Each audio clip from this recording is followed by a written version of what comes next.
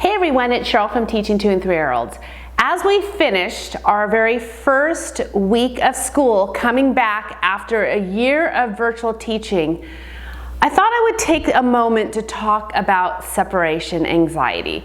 Now, this is something that I don't think I have covered in a previous video. I do have a post on the website that gives a lot of ideas, not only from teachers, but also from parents as well.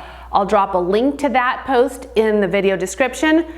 But I thought I would take a moment to talk about how I handled 2 separation issues last week. Now, I will admit, I was a little naive and thought that since I had been meeting with the children online and they kind of knew me that way, that perhaps I would escape separation issues during this back to school. When in fact, with all my previous back to schools, I've always had some cases of separation anxiety, always.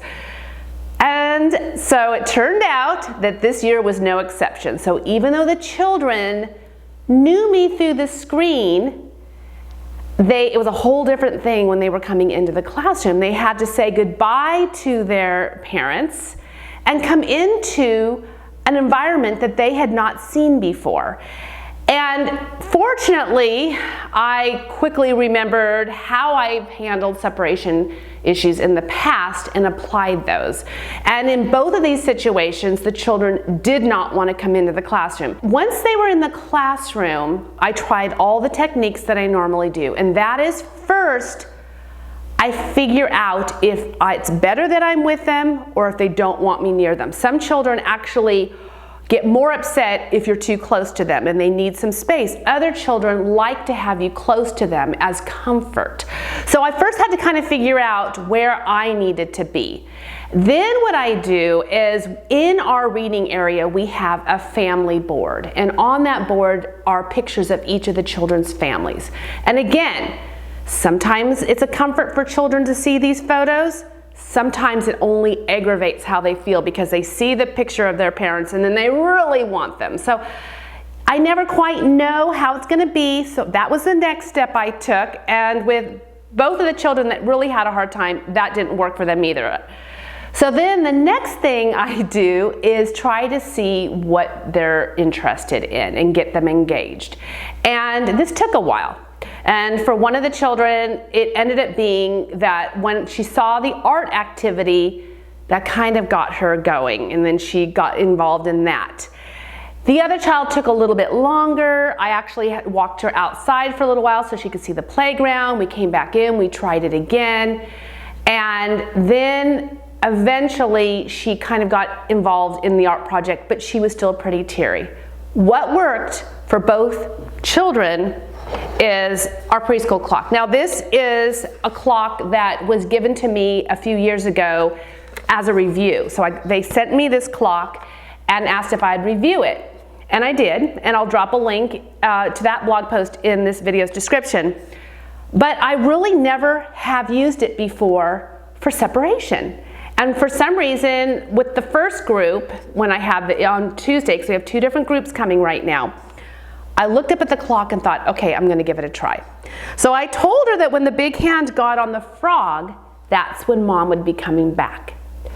And she looked at it and she calmed down, and she went ahead and she did her work, and every so often she would look back and she'd point to it and she'd say frog. But we had no more tears that morning.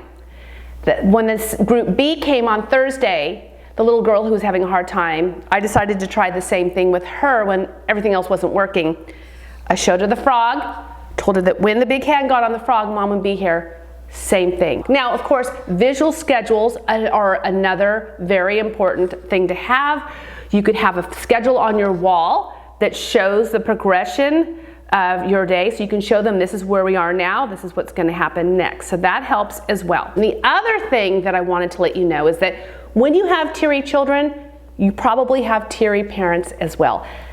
If you're a parent, you know how it feels when you drop off your child and they're teary and you just sit in your car. I remember that with my first son. Back then we didn't have cell phones. I had no way of just getting a text from a teacher saying things were okay. And I remember I finally had to call her and say, how is my son doing? I was distraught, thinking he was just really crying. And of course, he wasn't. He was fine, but I needed to know that. So now that we're in the age of cell phones, it's so easy to just take a picture of their child engaged and send it to them. And actually, I do this for all the children during the first couple of weeks of school, regardless if they're having a hard time or not, just to ease the parents and say, look, they're having a really good time building with blocks, or they're having a really good time dancing to music, or whatever they're doing. It really helps if you can do that, to send a text, a photo home to show the parents that they're doing just great.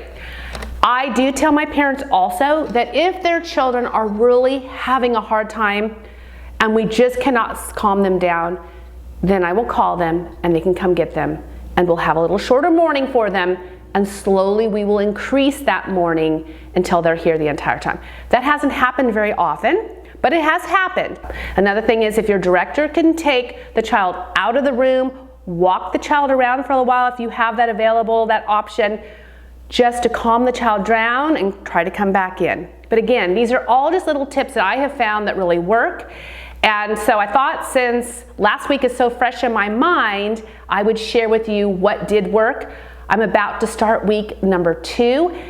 And I know that there's a good chance that even though I got those 2 children settled down, they're probably going to have a hard time coming in again. That's what happens. And sometimes if you didn't see separation anxiety with a child in the first week or the first day, it might show up on day 2 or 3, because now they are more aware of, oh, wait, I'm here for X amount of time, X amount of hours, and mom isn't going to be here. So it kind of dawns on them.